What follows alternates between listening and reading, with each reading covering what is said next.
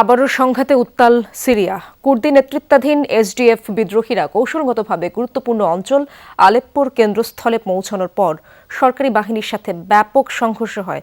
শেখ মাকসুদ এবং আশরাফিয়া সহ বেশ কয়েকটি এলাকায় দুই পক্ষের মধ্যে তুমুল লড়াই হয়, যাতে বেসামরিক সহ অন্তত 12 জন হতাহত হয়েছেন।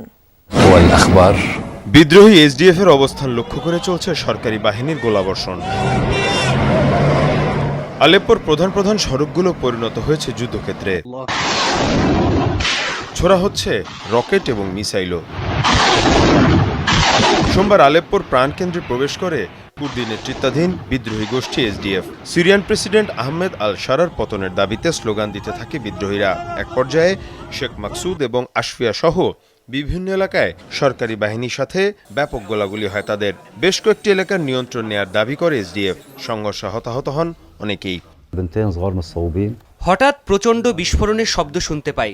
আমরা বেশ কয়েকজন আহত হই। বিস্ফোরণস্থলে দুটি মেয়েকে খুবই মুমূর্ষু অবস্থায় দেখতে পাই।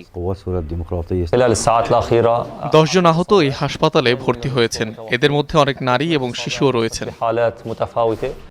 সিরিয়ার নেতারা যখন তুরস্কে দেশটির পরিস্থিতি নিয়ে আলোচনায় বসেছেন, তখনই কুর্দি বিদ্রোহীদের ওপর এই হামলা হলো।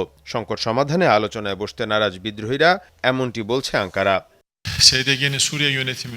এসডিএফ বর্তমান সরকারের সাথে কোনো ধরনের আলোচনায় রাজি নয়, ফলে কাঙ্ক্ষিত শান্তি প্রতিষ্ঠা সম্ভব হচ্ছে না। গেল মাসে সিরিয়ান প্রেসিডেন্ট আহমেদ আল শারার সাথে সমঝোতা চুক্তি করে এসডিএফ। মীর মুশফিকা হাসান, যমুনা নিউজ।